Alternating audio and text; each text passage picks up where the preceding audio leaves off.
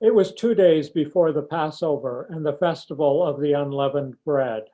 The chief priests and the scribes were looking for a way to arrest Jesus by stealth and kill him. For they said, "Not during the festival, or there may be a riot among the people." While he was at Bethany, in the house of Simon the leper, as he sat at the table, a woman came with an alabaster jar of very costly ointment of nard. And she broke open the jar and poured the ointment on his head. But some were there who said to one another in anger, "Why was the ointment wasted in this way? For this ointment could have been sold for more than 300 denarii and the money given to the poor." And they scolded her. But Jesus said, "Let her alone. Why do you trouble her? She has performed a good service for me. For you always have the poor with you, and you can show kindness to them whenever you wish. But you will not always have me. She has done what she could. She has anointed my body beforehand for its burial. Truly, I tell you, wherever the good news is proclaimed in the whole world, what she has done will be told in remembrance of her." Then Judas Iscariot, who was one of the 12, went to the chief priests in order to betray him to them. When they heard it, they were greatly pleased and promised to give him money. So he began to look for an opportunity to betray him. On the first day of unleavened bread, when the Passover lamb is sacrificed, his disciples said to him, "Where do you want us to go and make the preparations for you to eat the Passover?" So he sent two of his disciples, saying to them, "Go into the city, and a man carrying a jar of water will meet you. Follow him, and wherever he enters, say to the owner of the house, 'The teacher asks, where is my guest room, where I may eat the Passover with my disciples?' He will show you a large room upstairs, furnished and ready. Make preparations for us there." So the disciples set out and went to the city and found everything as he had told them, and they prepared the Passover meal. When it was evening, he came with the 12. And when they had taken their places and were eating, Jesus said, "Truly I tell you, one of you will betray me, one who is eating with me." They began to be distressed and to say to him, one after another, "Surely not I." He said to them, "It is one of the 12, one who is dipping bread into the bowl with me. For the Son of Man goes as it is written of him. But woe to that one by whom the Son of Man is betrayed. It would have been better for that one not to have been born."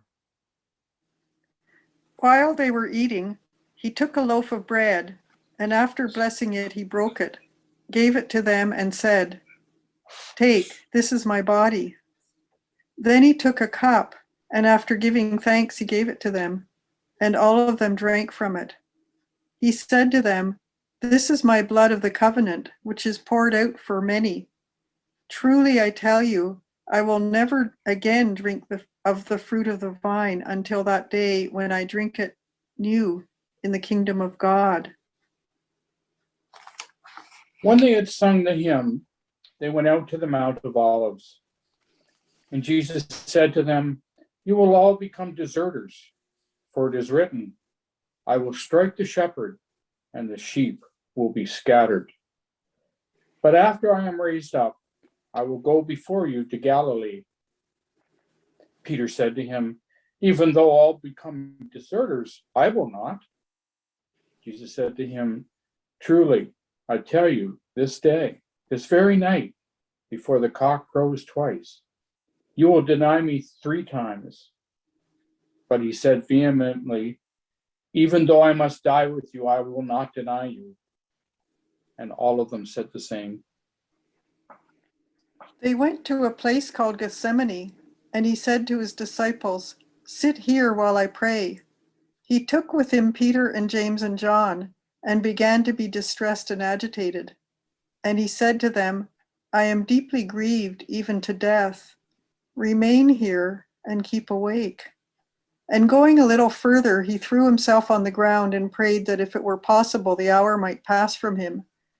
He said, "Abba, Father, for you all things are possible. Remove this cup from me, yet not what I want, but what you want."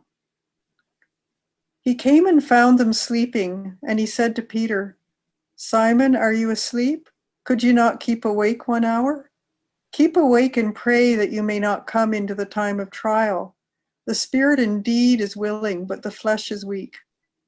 And again he went away and prayed, saying the same words. And once more he came and found them sleeping, for their eyes were very heavy, and they did not know what to say to him. He came a third time and said to them, "Are you still sleeping and taking your rest? Enough, the hour has come. The Son of Man is betrayed into the hands of sinners. Get up, let us be going. See, my betrayer is at hand." Immediately, while he was still speaking, Judas, one of the 12, arrived. And with him there was a crowd with swords and clubs from the chief priests, the scribes, and the elders. Now the betrayer had given them a sign, saying, "The one I will kiss is the man. Arrest him and lead him away under guard." So when he came, he went up to him at once and said, "Rabbi," and kissed him. Then they laid hands on him and arrested him. But one of those who stood near drew his sword and struck the slave of the high priest, cutting off his ear. Then Jesus said to them, "Have you come out with swords and clubs to arrest me as though I were a bandit? Day after day I was with you in the temple teaching, and you did not arrest me. But let the scriptures be fulfilled." All of them deserted him and fled. A certain young man was following him, wearing nothing but a linen cloth. They caught hold of him, but he left the linen cloth and ran off naked. They took Jesus to the high priest, and all the chief priests, the elders, and the scribes were assembled. Peter had followed him at a distance, right into the courtyard of the high priest, and he was sitting with the guards, warming himself at the fire. Now the chief priests and the whole council were looking for testimony against Jesus to put him to death, but they found none. For many gave false testimony against him, and their testimony did not agree. Some stood up and gave false testimony against him, saying, "We heard him say, 'I will destroy this temple that is made with hands, and in 3 days I will build another, not made with hands.'" But even on this point, their testimony did not agree. Then the high priest stood up before them and asked, "Jesus, have you no answer? What is it that they testify against you?" But he was silent and did not answer. Again, the high priest asked him, "Are you the Messiah, the Son of the Blessed One?" Jesus said, "I am, and you will see the Son of Man seated at the right hand of the power and coming with the clouds of heaven." Then the high priest tore his clothes and said, "Why do we still need witnesses? You have heard this blasphemy. What is your decision?" All of them condemned him as deserving death. Some began to spit on him, to blindfold him, and to strike him, saying to him, "Prophesy." The guards also took him over and beat him. While Peter was below in the courtyard, one of the servant girls of the high priest came by.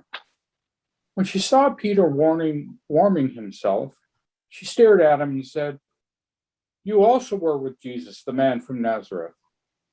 But he denied it, saying, I do not know or understand what you're talking about. And he went out into the forecourt.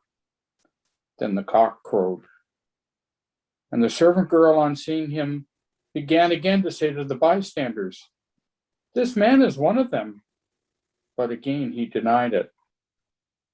Then after a little while, the bystanders again said to Peter, "Certainly you are one of them, for you are a Galilean."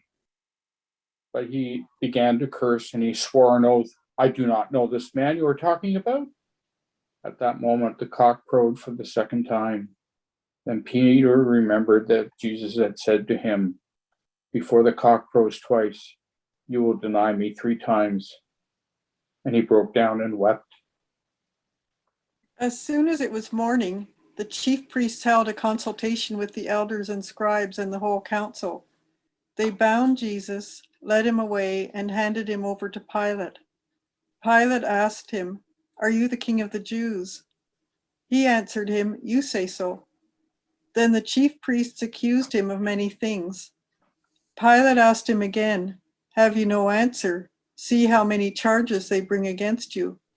But Jesus made no further reply, so that Pilate was amazed.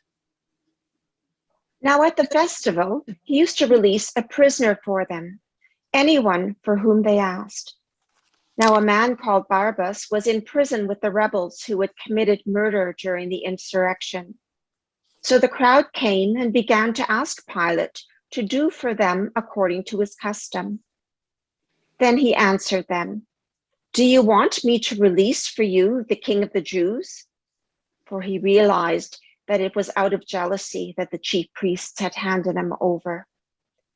But the chief priests stirred up the crowd to have him release Barabbas for them instead.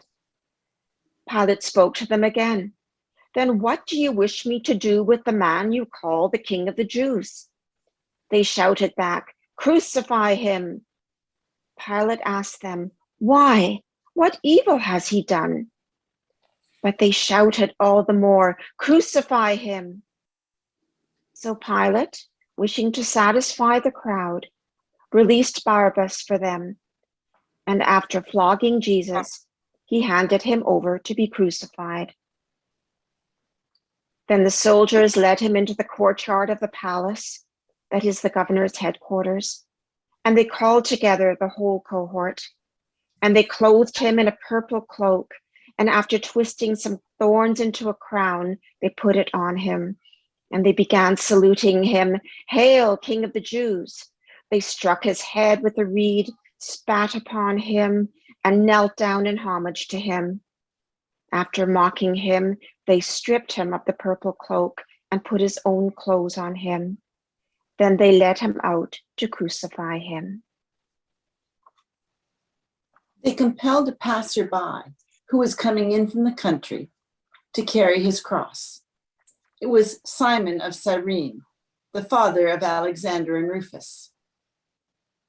Then they brought Jesus to the place called Golgotha, which means the place of a skull. And they offered him wine mixed with myrrh, but he didn't take it. And they crucified him and divided his clothes among them, casting lots to decide what each one should take. It was 9 o'clock in the morning when they crucified him.